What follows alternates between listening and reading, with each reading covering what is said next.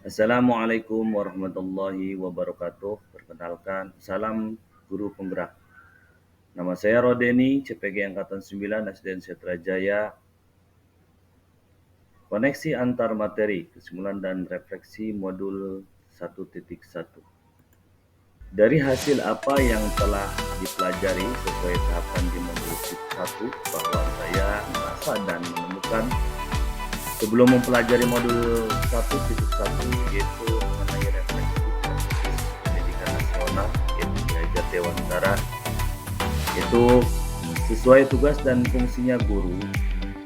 Pengajaran adalah bagian dari proses pendidikan yang bertujuan memberikan ilmu pengetahuan yang bermanfaat untuk keterampilan anak, baik lahiriah maupun batinnya. Sistem pengajaran sebelum mengenal filosofis KHD.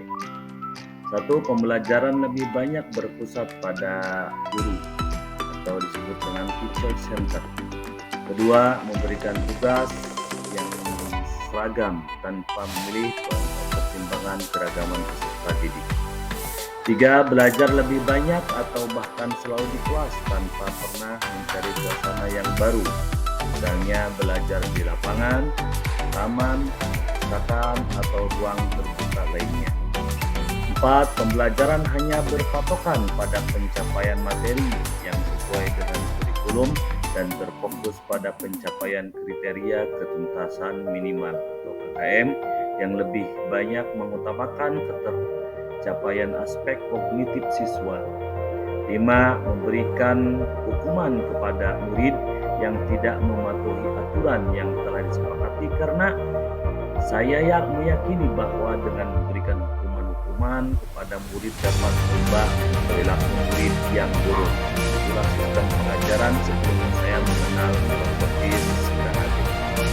Setelah mengenal filosofis KHD, saya sadar bahwa metode yang saya laksanakan pada saat pengajaran banyak sekali kesalahan yang telah diperbuat. Mengemukakan dasar-dasar pendidikan, diantaranya 1. Pendidikan dan pengajaran. 2. 3. Kerangka perubahan. 3. Prinsip-prinsip perubahan. Dan 4. Apa yang berubah. Pendidikan dan pengajaran. Menurut KHD, pengajaran merupakan bagian dari pendidikan.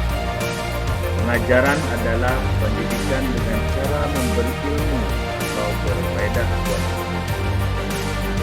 baik lahir maupun batin.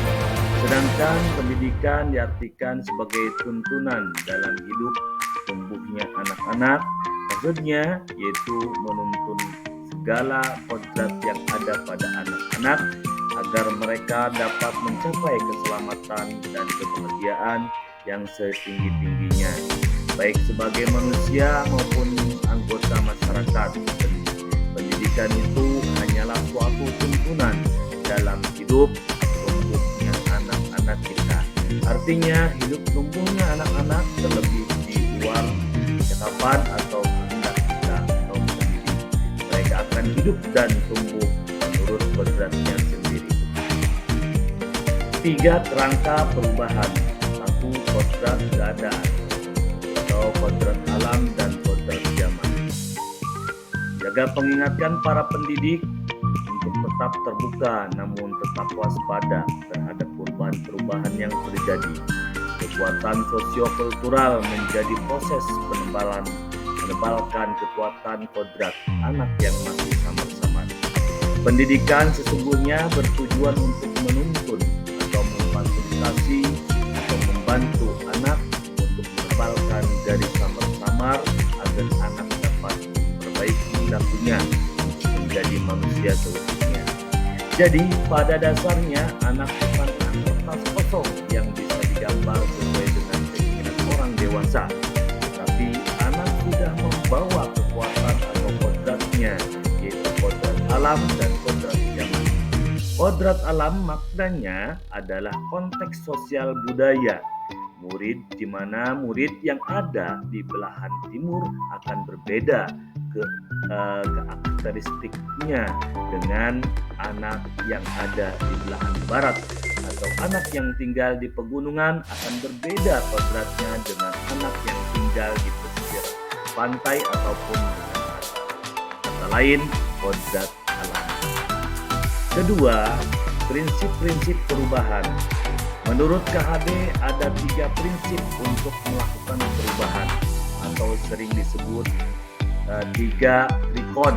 Di antaranya yaitu kontinuitas, konvergensi, dan konsentris. Kontinuitas maksudnya adalah ketika belajar kita harus berkelanjutan. Kita tidak boleh melupakan budaya dan sejarah dalam melakukan perubahan. Konvergensi maksudnya adalah pendidikan harus memanusiakan manusia dan memperkuat nilai kemanusiaan kita. Dan yang terakhir adalah konsentris, maksudnya adalah pendidikan harus menghargai keberagaman dan kemerdekakan pelajar. Jadi jelas sekali terlihat bahwa pendidikan itu memerdekakan. Ketiga, apa yang berubah? Dalam pendidikan tentu saja ada yang harus berubah. Yang menjadi pertanyaan, apa yang berubah? Jawabannya adalah budi pekerti. Menurut KHD, budi pekerti berasal dari kata budi yang mencakup cipta, rasa, karsa, sedangkan pekerti artinya tenaga. Jadi budi pekerti atau sering disebut watak atau karakter adalah bersatunya perpaduan harmonis antara gerak pikiran, perasaan, dan hendak atau kemauan sehingga menimbulkan tenaga atau semangat. Selain itu, menurut KHD, pendidikan itu harus seimbang atau holistik, menghamba pada anak. Menurut KHD, pendidikan haruslah berpihak kepada anak. Para pendidik harus berperan sebagai seorang ayah atau ibu mereka. Mereka harus bisa mendekati sang anak dengan suci bersih, bebas dari segala ikatan, dan bukan untuk meminta sesuatu hak kepada anak, melainkan untuk berhamba pada sang anak.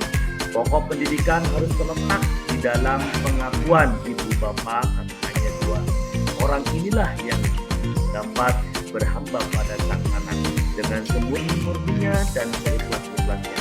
Sebab cinta kasihnya kepada anak-anaknya boleh dibilang cinta kasih tak terbatas, adalah sebuah keharusan bagi para pendidik untuk memandang anak dengan hormat dan berorientasi penuh pada anak.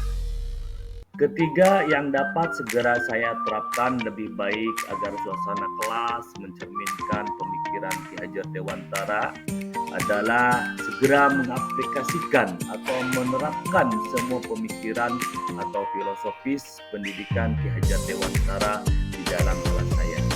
Saya juga harus bisa menjadi guru yang mempunyai prinsip atau semboyan ing ngarso sung tulodo ing madya mangun karso Tuturi handayani, atau sebagai seorang pendidik. Apabila di depan, saya harus bisa menjadi teladan murid-murid saya. Jika di tengah, saya harus menjadi pemberi dan penggugah semangat. Dan apabila di belakang, saya harus bisa memberikan dorongan, moral, dan semangat dalam belajar. Apabila semua pemikiran KHD itu saya terapkan di kelas, niscaya seluruh peserta didik yang ada di kelas saya menjadi pelajar yang merdeka, tapi tetap berada dalam tuntunan kita sebagai imam. Baik, itulah yang bisa saya sampaikan dalam koneksi antar materi tugas di CGP ini. Terima kasih. Salam guru penggerak. Assalamualaikum warahmatullahi wabarakatuh.